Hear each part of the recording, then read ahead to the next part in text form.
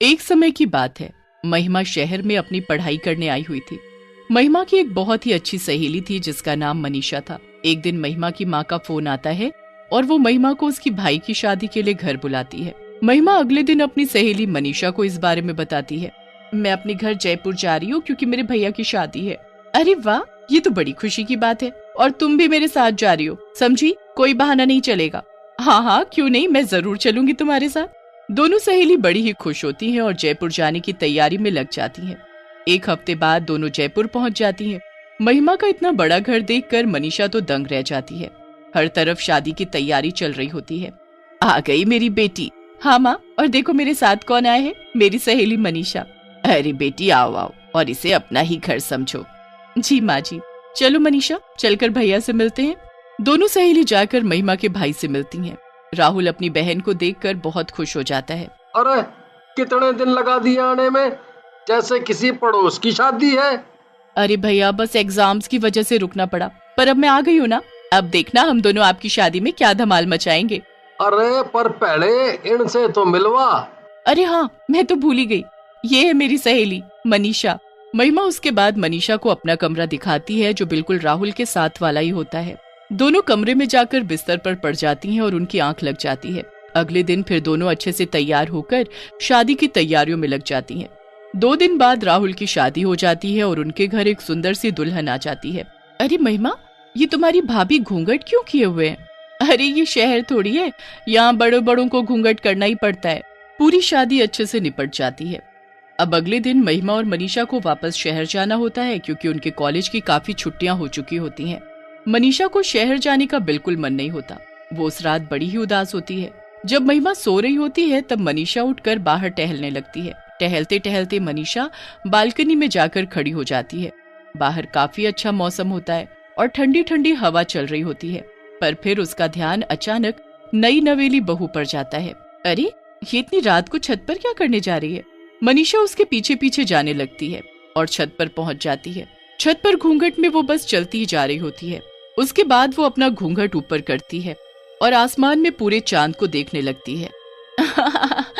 आज तो चांदनी रात है और मेरा मकसद पूरा हुआ। आखिरकार इस घर की बहू मैं बन ही गई। अब मैं सबको खत्म कर दूंगी, सबको खत्म कर दूंगी मैं। हे भगवान, ये महिमा की भाभी ऐसी क्यों हंस रही है? इनको आखिर हुआ क्या है? मनीषा छुपकर सब देख ही रही होती है कि तभी महिमा की भाभी पीछे मुड़ती है और फिर उसका चेहरा देख मनीषा वहीं जमीन में बैठ जाती है। वो कोई खूबसूरत लड़की नहीं बल्कि एक चुड़ैल होती है। मनीषा के तो गले से आवाज ही नहीं निकल रही होती। उसे कुछ भी समझ नहीं आ रहा होता कि अब वो क्या करे। वो जैसे तैसे हिम्मत करके खुद को संभालती है और अपने कमरे में भागती है। महिमा, महिमा, जल्दी उठो महिमा। क्या हुआ मनीषा, तुम ऐसे हाँफ क्यों रही हो? कोई बुरा सपना देख लिया क्या? सपना नहीं, सच में देख कर आ रही हूँ। तुम्हारी भाभी है ना, वो कोई और है। वो चुड़ैल है महिमा। मैंने खुद अभी उनको छत पर हंसते हुए देखा और वो आसमान में चांद को देखकर हंस रही थी और वो तो ये भी बोल रही थी कि वो सबको मार डालेगी। क्या मनीषा, तुम भी ना कैसे कैसे मजाक करती हो। चलो अभी तुम्हारा वहम दूर करती हो, चलो मेरे साथ। नहीं नहीं, मैं कहीं नहीं जाऊंगी। महिमा मनीषा की एक नहीं सुनती और उसका हाथ पकड़कर उसे राहुल के कमरे तक ले जाती है। उसके बाद वो दरवाजा खटखटाती है। अंदर से दरवाजा महिमा की भाभी खोलती है और उन्होंने अभी भी लंबा सा घूंघट किया होता है। जी बोलो दीदी, क्या हुआ? इतनी रात को आप दोनों यहाँ? पता है, मेरी दोस्त को एक बुरा सपना आया तो बस मुझे आना ही पड़ा। अच्छा, सबसे पहले आप अपना ये घूंघट ऊपर करो, मेरी सहेली आपकी शक्ल देखना चाहती है। जी दीदी, अभी करती हूँ। घूंघट वाली बहू अपना घूंघट ऊपर करती है तो उसकी बेहद खूबसूरत शक्ल देखकर मनीषा हैरान ही रह जाती है। मन ही मन वो यही सोच रही होती है कि आखिरकार ये कैसे हो गया। उसने खुद अपनी आंखों से उसका चुड़ैल वाला चेहरा देखा था। महिमा फिर मनीषा का हाथ पकड़ती है और उसे चलने को कहती है। दोनों अपने कमरे में वापस जाने लगते हैं। जाते हुए मनीषा एक बार फिर से पीछे मुड़कर देखती है तो उस घूंघट वाली बहू की अजीब सी मुस्कुराहट उसे और परेशान कर देती है। वो मनीषा को देखकर ऐसे मुस्कुरा रही थी जैसे मानो उसे चेतावनी दे रही हो कि आगे से मुझसे पंगा मत लेना। मनीषा को ये सब बिल्कुल सही नहीं लग रहा होता। उसे बस इतना समझ आ रहा होता है कि उसे अब वहीं रहकर सब ठीक करना है और सबके सामने उस घूंघट वाली चुड़ैल बहू का सच लाना है, वरना सबकी जान खतरे में पड़ जाएगी। अगले दिन मनीषा शहर जाने के लिए सीढ़ियों से बैग लेकर उतर रही होती है कि तभी वो सीढ़ियों से गिरने की एक्टिंग करती है। मैं गिर गई। हे भगवान, ये क्या हो गया? मेरा पैर टूट गया। हे भगवान, ये क्या हो गया? भैया जल्दी आओ, मनीषा को उसके कमरे में ले चलो। घूंघट से चुड़ैल बहू ये सब देख रही होती है। इसकी इतनी हिम्मत जो ये मेरे पति की गोद में जाएगी, इसे तो मैं बताऊंगी। अरे बहू, यहाँ क्या खड़ी खड़ी देख रही है? चलो मेरे साथ रसोई में और जल्दी से मनीषा के लिए बाम और हल्दी वाला दूध लेकर आओ। जी माँ जी। घूंघट वाली चुड़ैल बहू रसोई में अपनी सास के साथ जाती है और एक ग्लास में हल्दी वाला दूध बनाती है। उसकी सास भी वहाँ खड़ी मनीषा के लिए एक काढ़ा तैयार करती है। अंदर ही अंदर वो गुस्से से पागल हो रही होती है। वो दूध में जादू कर देती है और जाकर मनीषा को दे देती है।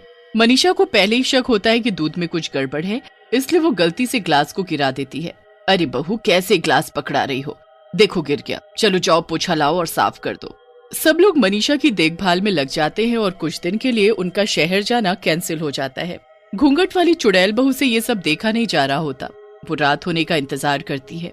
जैसे ही रात होती है और सब सो जाते हैं, वो छत पर जाती है और अपना घूंघट ऊपर करके आसमान में चांद को देखने लगती है। मुझे शक्ति चाहिए, मुझे शक्ति चाहिए। मैं सबको जल्द से जल्द बर्बाद कर सकूं, मुझे ऐसी शक्ति चाहिए।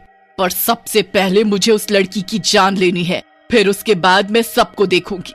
एक बार मैं सबको खत्म कर दूं, फिर मैं और राहुल दोनों सुकून से रहेंगे और मैं अपने चुड़ैल वंश को आगे बढ़ाऊंगी। चुड़ैल वहीं छत पर बैठकर जादू टोना करने लगती है। मनीषा और महिमा वहीं पीछे खड़े छुपकर उसे देख रहे होते हैं।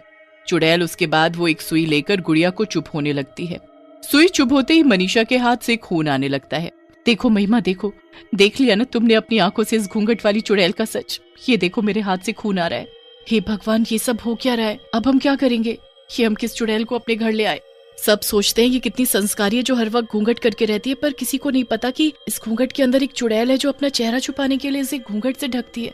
हाँ, मैं यही तुमको कब से बताना चाहती हूँ, पर तुम मानने को तैयार ही नहीं हो। मेरे भाई को तो इस बात का अंदाजा भी नहीं होगा कि उसकी बीवी एक चुड़ैल है। तुम कुछ करो ना मनीषा। मैं सब कर चुकी हूँ। मैं एक बाबा को जानती हूँ जिनको मैंने पहले ही फोन कर दिया था।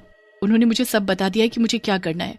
बस अभी हमें कैसे भी 2 दिन शांति से निकालने हैं, फिर पूर्णिमा की रात को हम इस घूंघट वाली चुड़ैल बहू का सच सबके सामने लाएंगे और इससे हमें छुटकारा भी मिल जाएगा।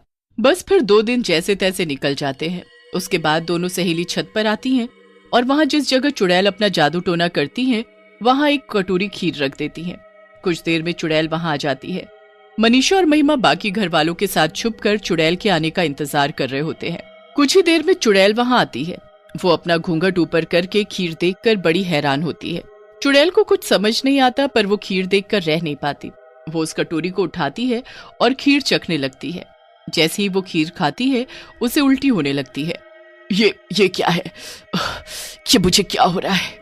चुड़ैल जमीन में गिर जाती है और तभी सब घर वाले वहां आ जाते हैं। इसका अंत अब आ चुका है।